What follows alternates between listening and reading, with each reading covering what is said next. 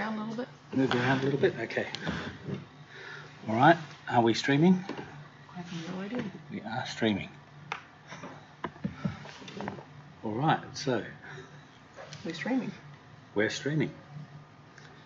And I think we'll be able to see ourselves with a short delay. Oh, apparently we're watching a preview of Ash versus the Undead or something. That's nice.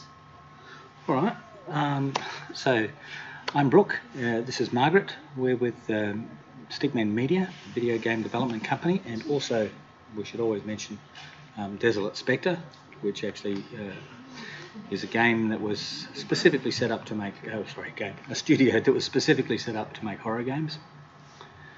And today we're talking about something. Yeah, it's over. Fantastic. We're talking about video game development. We're basically talking about the basics of video game development. So I wrote a blog post, when was that? A couple of years ago, I think. Was it? Yeah. Okay, a couple of years ago I wrote a blog post on, it was essentially called a quick start to video game development, where I basically outlined the sort of things that happen to get a video game developed. And what I thought I'd do today is the streaming version of that that blog post, really. And I think probably enough has changed where we'll probably have to change our mind on a few of the things that we've done. Maybe we can talk a little bit about what's going on in the background as well. What is going on in the background, I think? Well, there's Linda. There is Linda. Doing some modelling, presumably. No, she's doing something with animation. I think she's probably trying to get her animations into Unreal Engine. Well, there you go.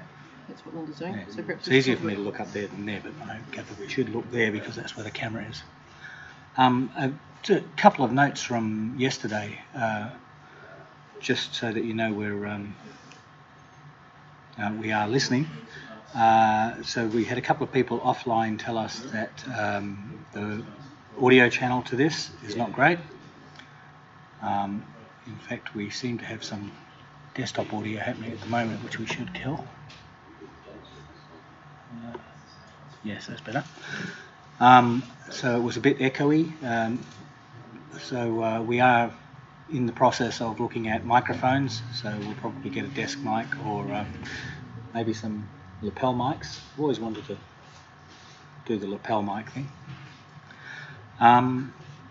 Yeah, basically to make some cleaner quality audio. I'm aware also that you can probably hear what happens behind us, so the occasional argument in the room. Today you might hear a puppy, which is unusual for us, but a little surprise Margaret's got for us a bit later. And now I've completely lost my train of where we were. What was I talking about? You were talking about what was going on behind us on the screen. Yes, talking about Linda. Yeah. Yes, and just talking about things we noted from yesterday. Thank you to people who pointed out how much I say and I'll try to restrain myself today. The truth is, in my first stream, I just didn't quite know what I was going to say next a lot of the time. We got better. Like now? Yeah, like now. Like now, I don't know what to do next. We're also trying to work out, because Margaret and I have a particular interaction we do with each other when we talk to each other, that's very different from how we behave when we're on stream. So, yeah, essentially I don't know when to shut up and she doesn't take over. So the whole thing could be just me talking and her smiling occasionally or even outright laughing at something that I've said. I'll smile and nod. Yeah, smile and nod. Thank you. So I think we should pull in the puppy as a distraction now, just while we're in the uncomfortable start. The uncomfortable start of the thing. And I'll try and queue up on my phone my blog post so I don't forget anything. This is the building manager's puppy that's actually coming over here. So she's gone off somewhere and asked us to babysit. I think it's probably the first time we've had a puppy in the office, and it's been a complete distraction to everybody. So I think everybody's published Facebook photos of themselves with a puppy. And it's Peppa Pig. And its friend. So Ooh, there's quite a lag on that. Yeah, there is a lag on that. That's very distracting, actually. Yeah, so this is the little fella. So I should point out that she's actually not ours. She's on loan, but yeah, I was just saying, not building quite the miniatures. hardcore thing that we might expect from a horror game studio, but yeah. Yeah, but if you feed her after midnight, all sorts of things happen. Yeah. Oh, completely unsure of what's going on. All right. So video game development, if I can advance the topic and compete with the puppy for a little while. Oh, I don't see how you can. No. So I think I pointed out yesterday that Margaret and I started this studio in 2012. And we'd previously been involved with another studio. I was the co-founder of it, and Margaret had actually done some work for us doing video game development. So we actually had, from 2008 onwards, we had a fair bit of experience making games, and we evolved a process, not a completed process, it's continually evolving, to actually create video games. Now, I might point out, if you're about to launch off and make a video game by yourself or with your friend, you might not follow all the steps that I've actually got in here. You know, if you're, I just trying to remember the example. Oh yes, if you're making the next version of Floppy Turkey, you might, just by yourself or with a friend, you might not follow all these steps. But if you get the general idea of what we do, you'll certainly have an expectation of what should be done. And if you've made games before, or if you make games, then it might be that you do things a bit differently, and happy to hear comments. Yeah. So the first part of video game development is communicating your idea, because the first thing you have to do in a studio is enroll others in the idea. If I came in here with a great idea for a game and,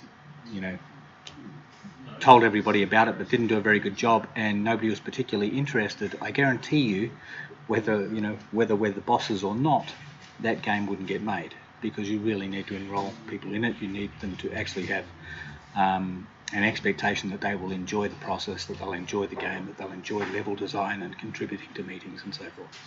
So communicating it is very important. The other reason to communicate it is, of course, you might be seeking funding as well. So you need to be able to get the basic idea across to somebody. If you're hosting it on a console, you'll certainly have to present the idea of your game to the console manufacturer, so Sony or Microsoft or Nintendo. So usually that we convey that idea, well, in a very enriched form with a game design document. You might have a game concept document before that, if you're just sort of introducing it to your team and trying to get something together. You'll have a game concept document, and all the specifics about gameplay and game mechanics and all the rest of it will be done later when you get around to your game design document. But the basic document is a game design document. Our game concept document very quickly evolves into the game design document, so there's a very blurred border for us. It's called game design document from the moment it starts, even though it's usually a concept document at the beginning. And the game is described usually in a fairly set list of chapters, essentially. The first thing you describe about your game is the game genre. That's not necessarily... I am totally distracted by the puppy. Me too. I keep looking across. So the game genre isn't like fictional genres. It's not like horror, romance, etc. The game genre is really the style of play that's going to happen in the game. So is this game a puzzle game? Is it a shooter?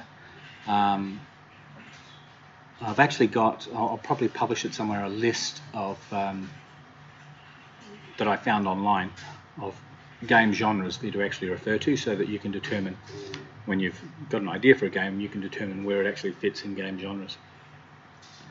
The next thing is to describe the story of the game, so what the plot is really, and even small games often have a plot. It's very few games that don't. I can't really think of a plot to...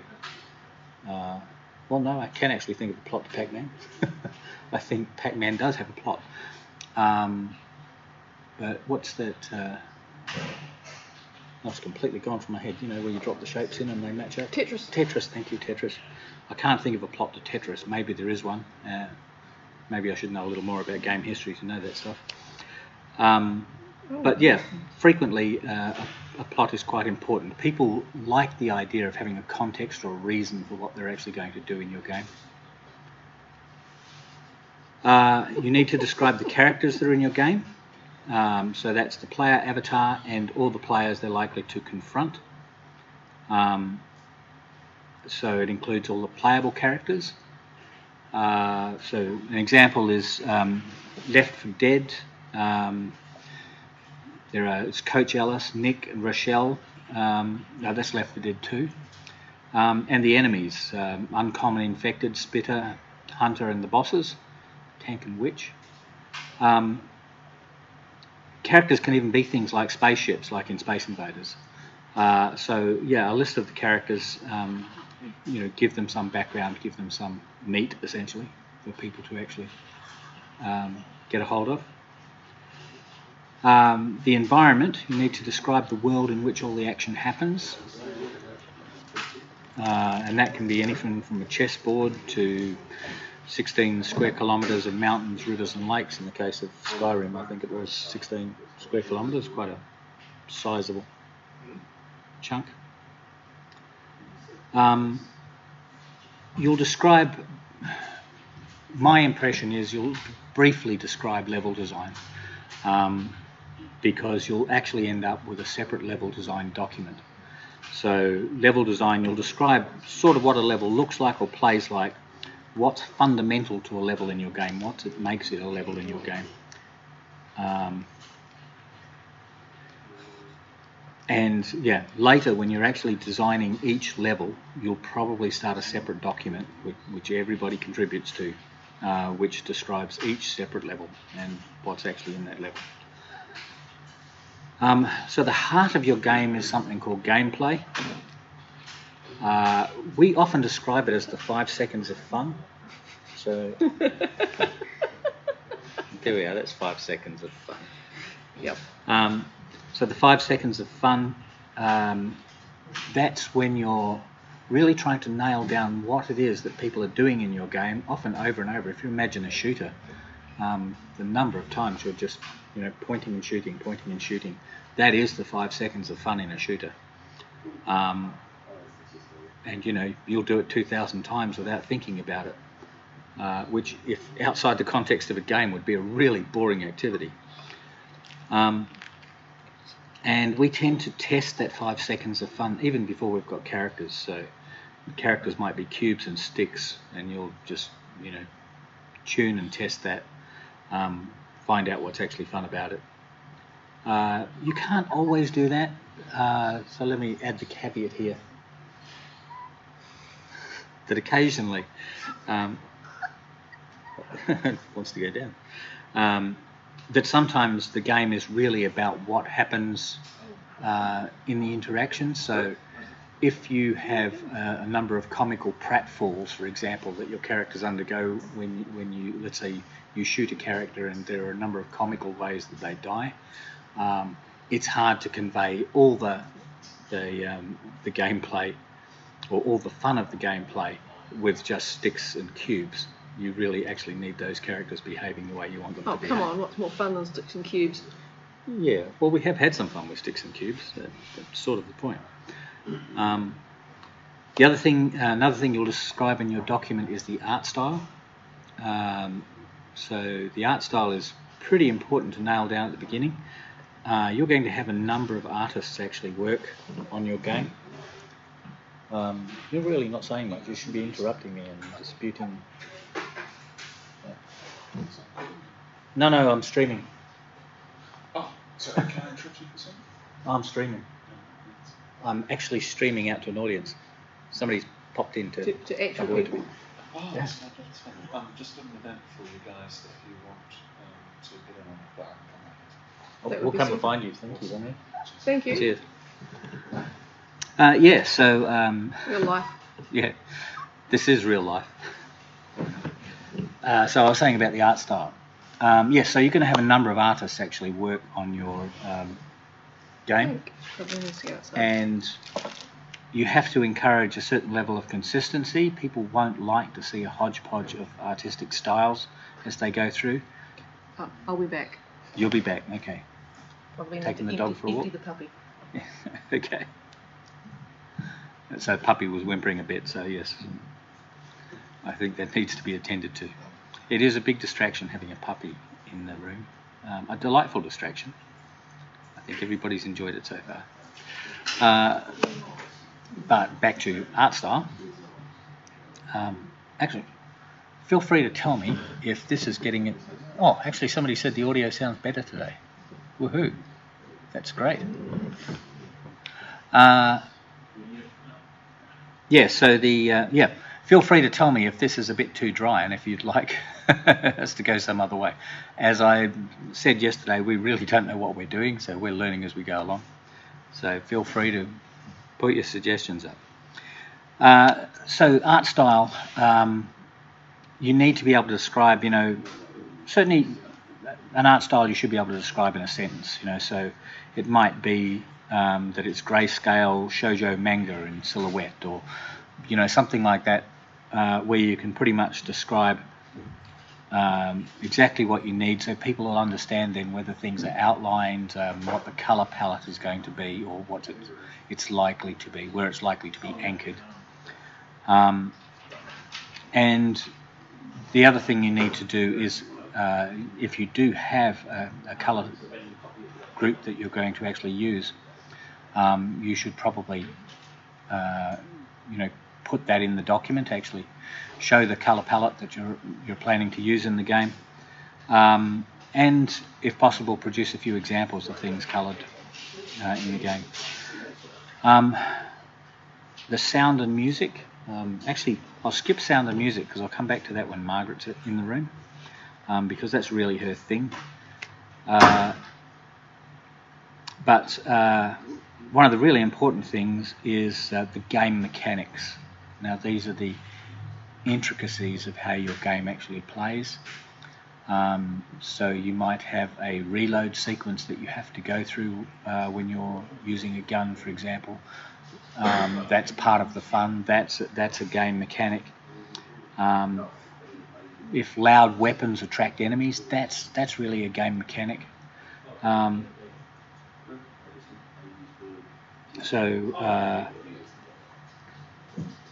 Those things actually, they start to describe the nitty-gritty of what, essentially what makes your game a little different to everybody else's.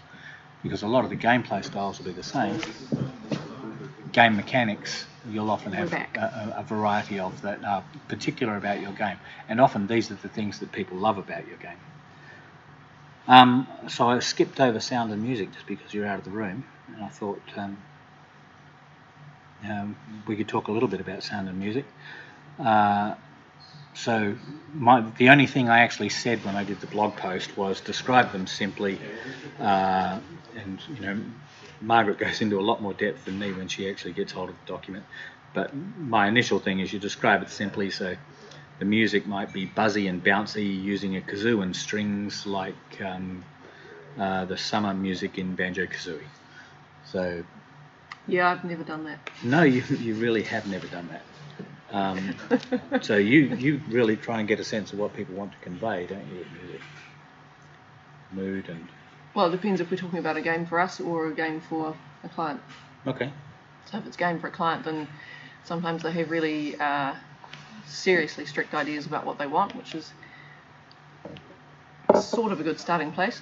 And sometimes they have absolutely no idea at all, and we present them with something or something like, to give them some sort of sense of what we might do, and they say yes, generally speaking. If it's something for us, then it's a little bit different. We go a whole lot more into we have a lot more freedom, so we go into the sense of it and the style of it and the feel of it and the mood of it, and also it comes down to how much do you want to spend, what the music budget is. It can go technically from being something incredibly simple to something way more complex, and it could be one or two instruments, electronic instruments, or it could be a full orchestra. We don't do that, and we haven't done that. to date, but I suppose should. the limit. We should. We have a contact. We could do that. We could easily do that. Well, we couldn't I wonder if easily he's do listening. No, he won't be. We Maybe not. don't have enough people watching. But we should encourage him to listen. Anyway, I'm all distracted by puppy, so I'm not being very coherent here, but... sorry, what were we talking about again? You forgot the puppy. No, I didn't. Did you leave it outside? No, I did bring the puppy back. Okay. Yeah, so I guess one of the reasons I don't think a lot about music in the early stages these days. I used to think about music as one of the early and first things, and that's probably because Margaret's here. And I think I have a great deal of trust in Margaret's ability and sensibilities about music. So I typically leave it to you, and then you start playing stuff for me, and I go, oh yeah, that's exactly it. That's fortunate. Yeah. Well, sometimes not. We have had arguments about music too. That's unfortunate. I'm sure we had at least one argument once sometime. Yeah, we probably did. There's background to that. I guess the other thing I was not really aware of until we started doing regular trips to GDC was just how much effort some people do put into music and sound, and making the music work with sound, which is something that I'm not sure how much consideration we gave it. We would sort of iterate to make things better and sort of work better together without really a clear sense that we were trying to merge the music and the sound. So you're talking about sound design, yeah, as opposed to musical. That whole debate that's going on about whether it's a different thing or. I remember we watched that fascinating talk by that guy that was talking about, they had a bunch of air conditioners and fans and stuff in the game, and they tuned them all to E so that they'd work in with the music. Yeah, which for me was an amazing concept. And I guess one of the things, we never really had any formal introduction to sound design when we started off making video games, so we sort of, we winged it. But when you came along, well, I guess we started to get a sense of actual sound design. And you've paid more attention to that stuff than we would normally have done in the past. So we're hoping that After the Light really shows off some fantastic sound and music. We certainly have a really good mood that we want to convey. We have a sense of how we want people to feel in each of the 3 cave types that you encounter. 4 really, if you consider the boss level. Having said that, we've got a limited budget for sound and music, so we're going to have to be clever about how we do it. We always have a limited budget. I should have actually devoted some time in the game, the introduction to game design blog post that I did just about working with budget, because you never have as much as you need. You are always struggling to find clever ways to do things that would have been a lot easier if you'd had more money. So, yeah. But I guess on the upside of that is... on the other hand, you do things that are a lot more innovative or... Yeah, it is. That's where innovation comes from, isn't it? Yep. I think there's supposed to be there's certainly supposed to be a sweet spot for creativity between the time that you decide that you're going to have to do something and the time and the deadline, and the sweet spot is not just at the deadline, but it's pretty close to it. Okay. Creativity. I suspect that there's it is. I was going to say there's correlation, but actually there's not. That's it. Okay. Another thing that people generally talk about when they talk about describing their game, people talk about high concept. I've never really been a fan of high concept. This, describing the film as a cross between Frogger and Star Wars Battlefront.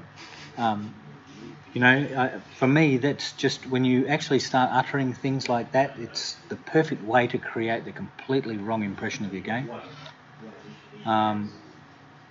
So I think I mentioned in the article, I could look it up here, but it's actually quite a ways to go through on my phone. But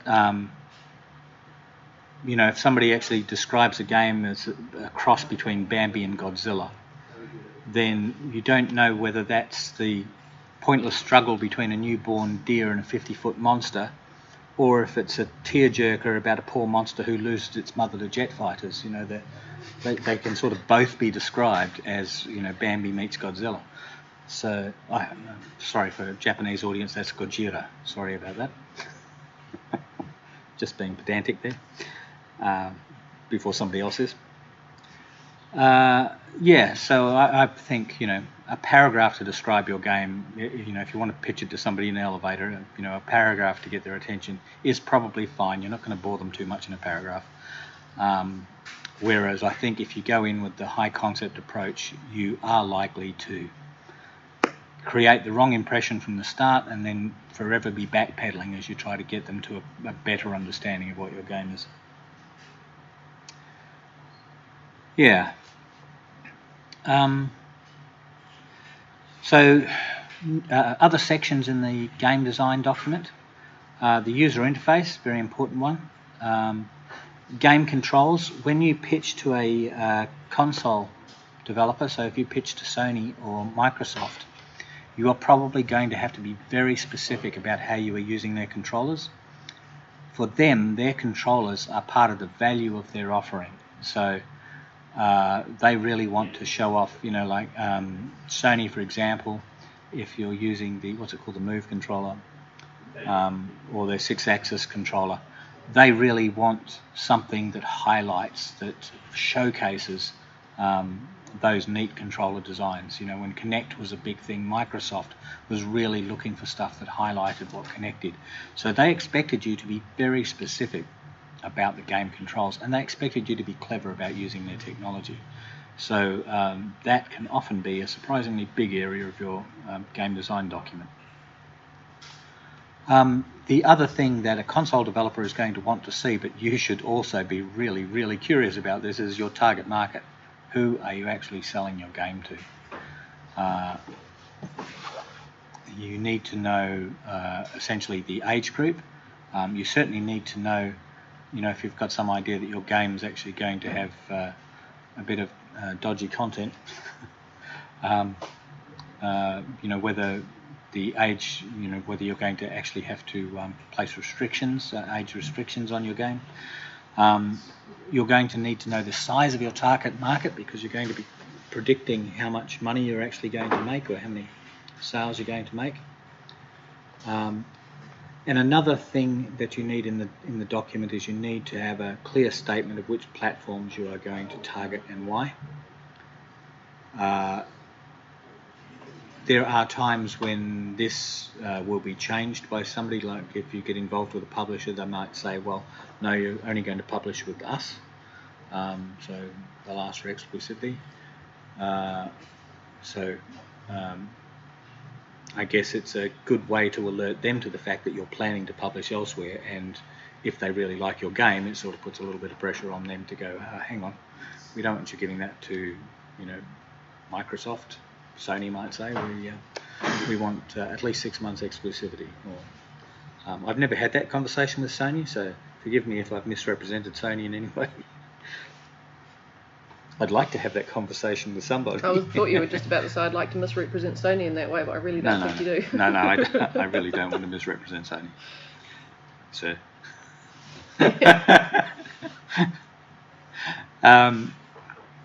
Awkward. So, other things that are actually going to be in that game design document are concept art.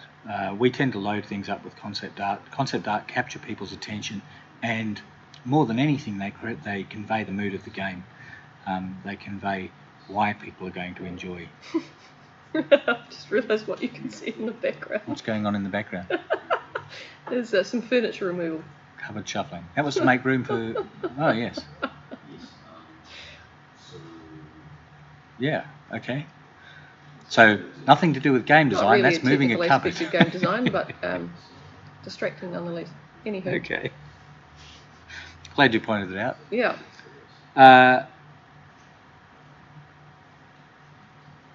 So the concept art in the document actually captures attention. We put some right on the cover. I could probably find... Oh, it's all right. I'm playing that thing on the background. Yeah. I'll put it up later. We'll actually put up the cover of the After the Light game design document, and you'll see that right up front we put a really nice piece of concept art that specifically says what this game is about.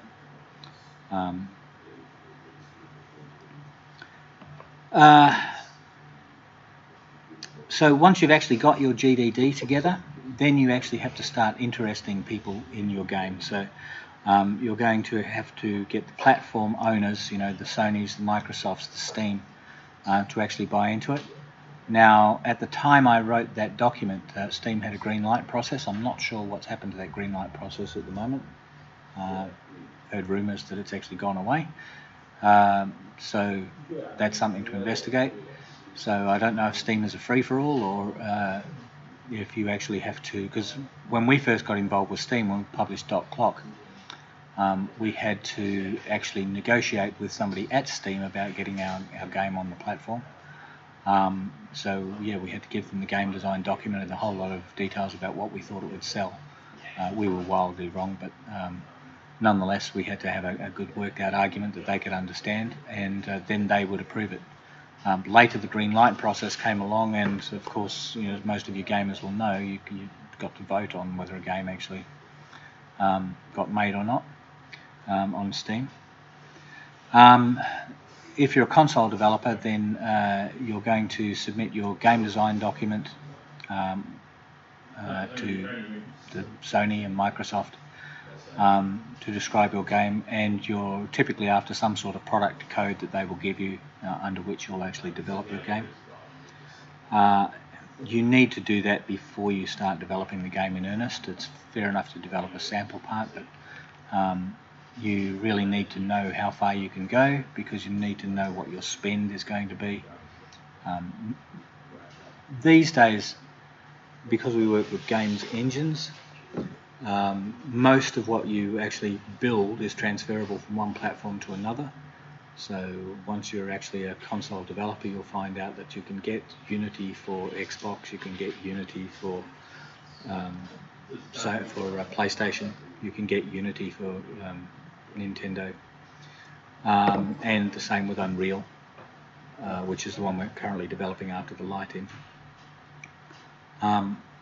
So, you know, 95 to 99% of your effort is actually just directly portable across platforms. But then there's a whole lot of platform specific stuff, and in particular those game controllers, which I talked about earlier, that you have to do. So you know, the estimation of effort that you're going to put in is needed to actually work out how much money you're going to spend, and you know, you have to know how much money you're going to spend, how much money you're going to make. That's how you're actually going to interest the person who's going to fund you for development, or if you're funding the development yourself, you need to know what your spend versus income actually is. As the game gets bigger, there's a couple of documents that you'll come to develop. So I mentioned one before, which is the level design document. So this is pretty much where you describe what the levels are going to be in the game. The level design document, I'll tell you right now, is never completed. So far in my time in game development, I've never seen one completed, because the levels sort of wander off the track from the plan at some point. As people actually get in the platform, they come up with good ideas and changes are made, and the original plan that's in the level design document gets abandoned. So the level design document is a living document, it's a guide, it's an idea. Don't be disappointed if it's not finished at the end of the game, because games are organic things that evolve in their own way sometimes. And usually they evolve for the best of reasons, playtesting, determining whether something is good or not good, and the document just doesn't keep up. Another document that is common is the art design document. So as well as describing the art style as you did in the game design document, getting very specific about the guidelines for art development and art design is all done in an art design document. So there'll be many examples as you go through. There will be a very specific colour palette actually mentioned in there. So the art design document, very important for keeping that consistent look and feel, even though you've got numerous artists actually working in the game. That document is how you tend to keep things consistent. What else? I don't know, I'm still really distracted by the furniture removal in the background. We're building Ronley's desk there. We are still building a desk. Okay. Behind this, you might see glimpses of Ronley in the background. She moved in a few days ago, and we had to actually make some space for her desk. So, hence all the activity in the background. It's really, Sure. you know, if you're trying to follow along with Sergi's blueprint that he's got going, you're likely to be distracted by the fact that desks and cupboards are flying backwards and forwards.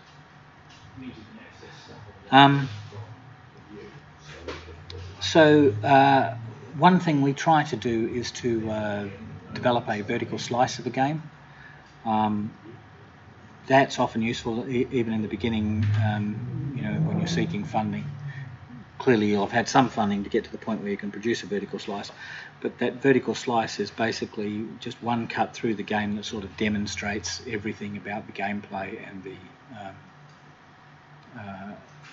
game mechanics that you're actually using. Whew, okay. So that's been a long, almost monologue, and I'm not sure if that's terribly interesting or not. But so I guess the rest of the game development is the actual production side. And well, for a while you were the production manager here, but taken wider responsibilities. I guess the production is the really it's the most and least predictable part of game development, I would have to say.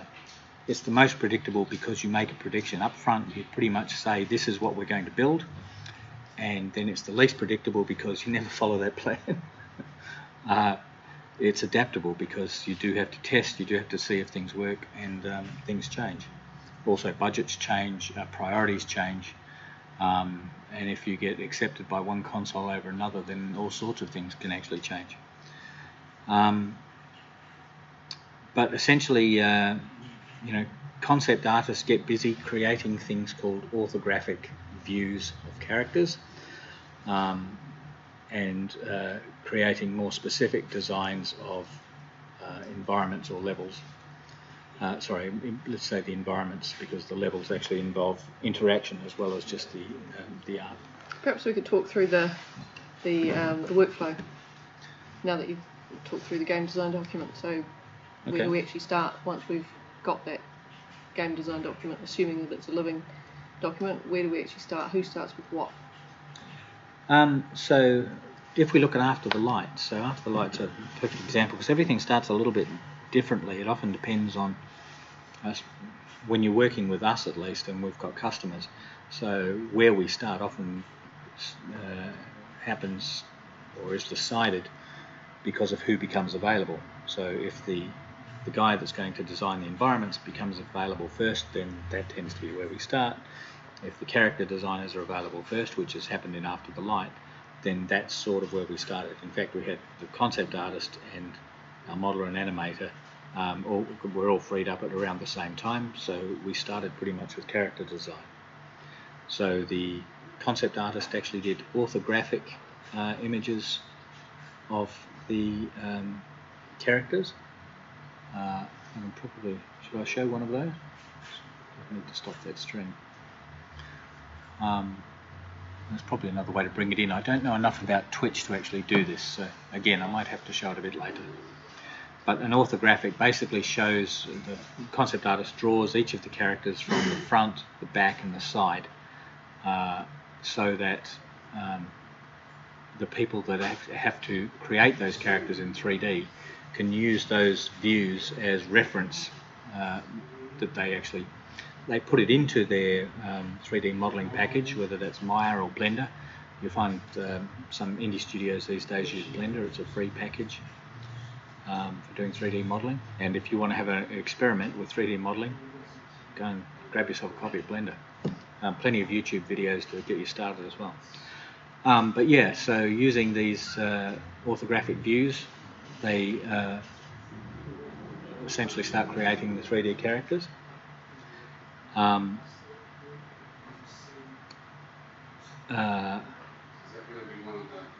guess one of the things about that is the concept artist that creates the orthographic views has to be very careful to create them in the art style that you've agreed in the game.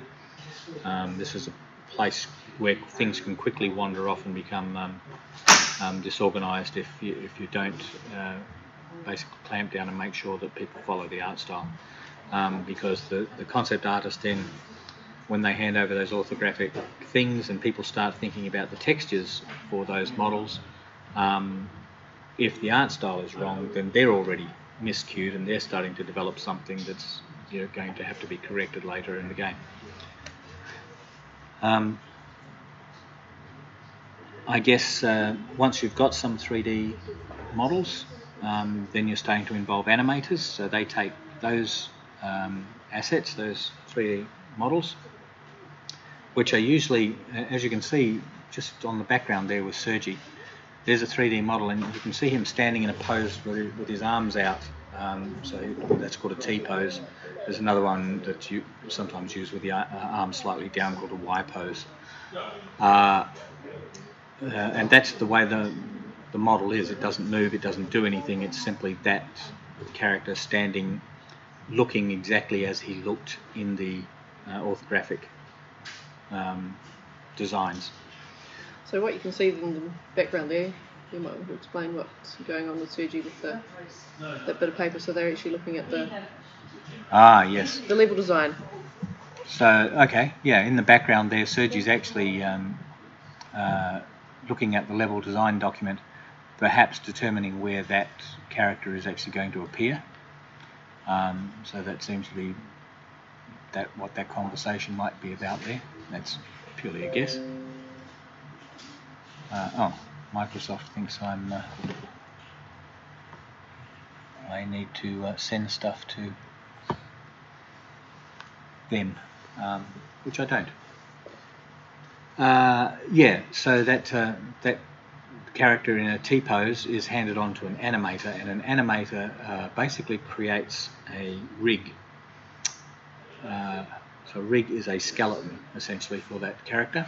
So the skeleton, just like in you, or you, me, and any vertebrates, is going to determine how that creature moves. So the rig will have, essentially all the long bones, all the points of articulation in the character. And that's what's actually needed then to start creating animations. So rigging is very important. The animations involve not only moving those bones, but also there are stages there of weight mapping to determine how the actual surface of the creature is actually deformed when you move those arms. So what stretches and what can't stretch. So for example, that creature in the background, if he folds his arm, then there might be some skin stretching, not stretching. Little confusion in front of the audience there. The skin might stretch around the elbow, but the armour is never going to stretch. So if the armour is part of that model, the armour can't stretch under any circumstances. So all that's sort of got to be calculated and weight mapped onto the creature. I think I'm using the right terminology there. At some later stage, I'll ask the guys behind me who will clarify.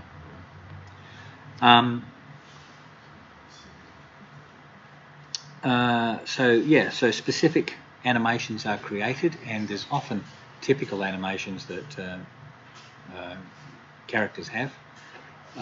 So almost every character that's ever designed has an idle animation. That's at least one. And an idle animation is just what sort of movement the character will be doing when he's doing nothing, when he's just standing there. And that it might just be, wavering backwards and forwards, or, might look around occasionally, and there's usually a variety of those things so that... I'm in my idle animation now, listening. Okay. Very good. Just tapping your Just fingers. pointing out. Yeah, fair enough. And a talking animation there too. Yeah. You should do more of that. Okay. Idle animations, you always have those. If the character's going to be moving anywhere, then you probably need a walk cycle and a run cycle. So this is animations of actually getting around. Combat animations, however they're going to fight, those animations are actually built in. We used to, or rather not we used to, but in this game we're doing something rather different from what we've done in previous games. We don't have any death animations or even being hit animations. So if one of our zombie creatures is hit or dies, that is in this game being entirely controlled by physics. So the moment a creature dies, then its actor becomes a ragdoll physics object and will simply drop under the influence of ragdoll physics. When it's hit, we'll apply physics and momentum at the point it's hit, so we'll get a realistic sort of pushback on the creature when it's actually hit. And so, that's different for us. That's pretty exciting for us, really, to see how much variety and fun we can actually have with the physics. And at the moment, although we've got those physics, that ragdoll physics actually in our creatures, the creatures don't yet have something called physics constraints. Physics constraints basically tell you, they place constraints on how a creature can actually fall. So a creature with a skeleton shouldn't fall like a bag of jelly, which they currently do. They look really weird. Fun. It is fun. It is fun. We should have at least one. Boneless. Well, it's not that they're boneless, it's just that the constraints from those bones aren't being carried through to actually make them fall in a particular way. So knees shouldn't bend backwards, and Also fun. Yeah. Although they're zombies. One of the other things we'd really like to do in this game is actually have strategic breaking of the model. So being able to shoot an arm off, or particularly being able to shoot a leg off and watching a zombie fall over. We think that would be enormous fun. Hopping zombies. Hopping. I don't think they're going to hop. I think they might crawl after that leg chopped off. Nowhere near as much fun. Well, we'll look at... I don't want to be the boss here, so we'll look at whether we have hopping zombies.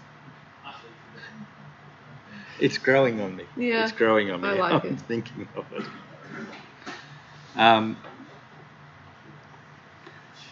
Essentially, so the programmers get involved. Once we've actually got models and we've got environment. I don't think I mentioned much about the environment, but essentially, somebody will actually model the environments in which this game is going to play. So part of that environment design is level design, because things might have to happen. If you've got something that's going to happen on a staircase, there's got to be a staircase in there. That's determined by level design.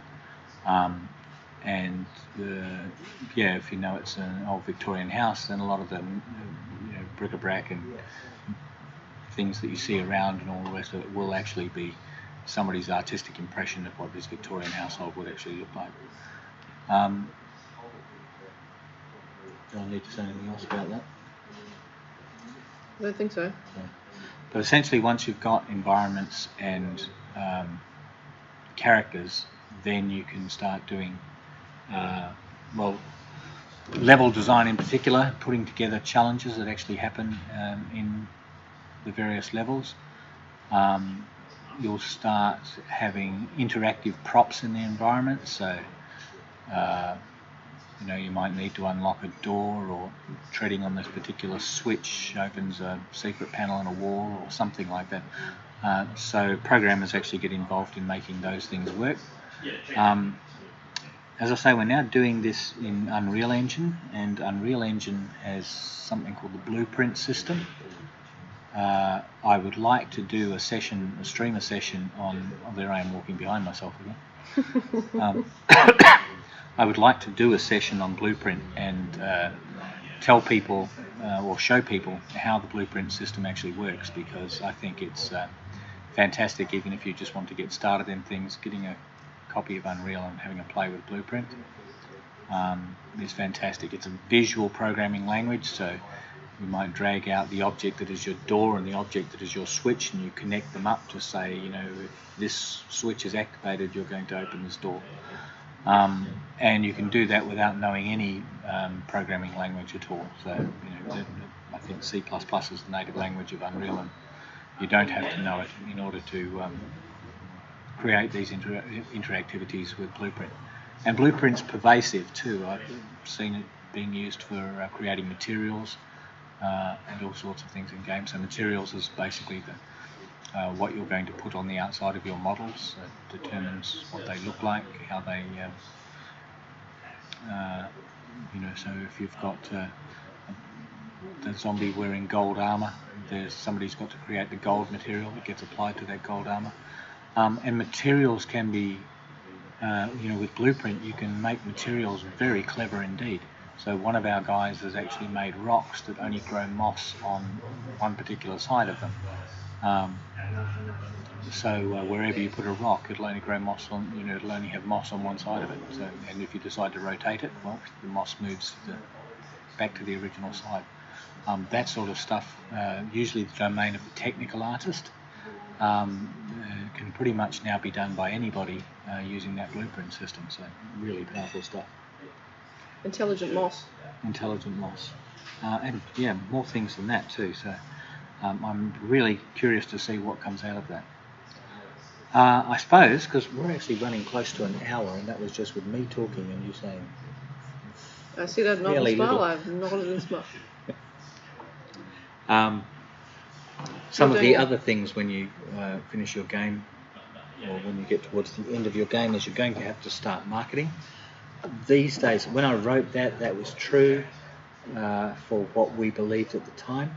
I have to say, marketing usually starts on day one of the game these days. And even this, you know, I was doing you know, a Twitch stream about the development of After the Light. We're hoping people actually get interested in After the Light, so that's, you know, that's marketing very early in the piece. So we're trying to gather audience, and marketing is all about gathering that audience. So towards the end of the game, marketing might become more intensive. You're going to have to do things like secure reviews by reviewers. You know, trying to get the interest of one of your favourite guys, you know, on YouTube or Twitch or elsewhere that has an opinion on such things and has a lot of followers. The other thing you might have to do, especially if you go for consoles, is actually apply for ratings.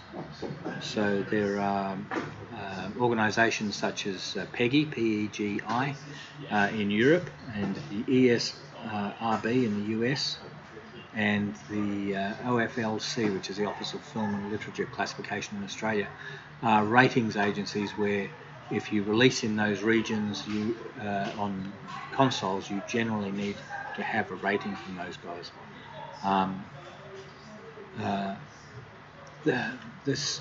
You have to read their documentation really clearly, because at the end of the day, if the rating is wrong, it's your fault, because you actually start by suggesting to them what your rating is, and if they can't find any reason to disagree with it, they'll go along with that rating. So at the end of the day, if it turns out that you've actually got something really not appropriate for the rating you got in your game, that's your responsibility. So you really need to read their documentation about what they rate, you know, what the various ratings cover, and make your stuff or make sure that you've got the correct rating. What else do I need to say about that? Oh, I guess one thing I skipped over is, and it's the thing I get asked about the most, is testing. People, when they hear that you have a game studio, say, "Oh, do you need any testers?" The answer is yes. We always need testers. So yeah, if you come to me wanting to be a tester, say you're a tester. If you come to me and want to be paid to be a tester, well, we have a few of those internally, but generally the testers we're after when you come to me off the street is not somebody that I'm going to employ, because I'll go out and seek those with the right qualifications.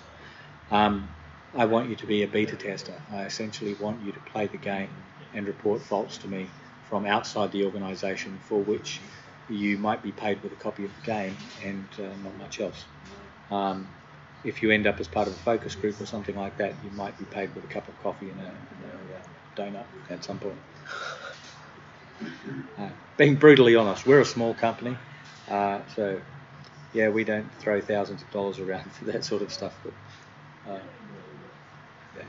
But beta testers always important. Always looking for more. Yeah. Anything else, Margaret? I don't think so. Okay. Covered it nicely. Yeah. Well, I guess that did turn out to be an hour of content, one way or another. Nearly an hour of content. Not sure how many people we've got listening out there. Can we actually see that here? I have no idea. Does anybody have any questions or anything they wanted to ask about what they've seen today? I'm not sure if Matt was on today, but tell me that was like watching his granddad do tech. No, I think Matt was out for a run today. Oh. Okay. All right. And as you can see, the stream's a lot quieter for it. Yeah. I think we've probably finished it there. All right. Well, thank you, everybody. What are we talking about tomorrow? Did we actually decide that? Not yet. Okay. We'll wing it. We'll wing it. I think winging it might be better. This was a little formal today, and I get the idea that we didn't get as much interaction at the end, so maybe it's not quite what the audience needs. No idea. Maybe we're just not fun. True. Well, I guess part of the fun is when you and I interact. Possibly. As I said, the brutality. Some things are just going to be a little bit more technical, though, aren't they? Yeah. A little bit more dry and a little and bit I guess, we did promise people we'd tell them, about developing the game, so giving them a background to game development is fairly important. I guess, we'll show a bit more specific stuff about After the Light. Having given that background, we can now show a bit more stuff about After the Light, and you'll understand where it all fits in. But yeah, so look forward to seeing you again at 1 p.m. tomorrow as we pick this up and continue. All right, thank you very much. Oh, can't find how to stop the stream. Where's the off button? I'm what? Where's the off button? Well, there it is, right there.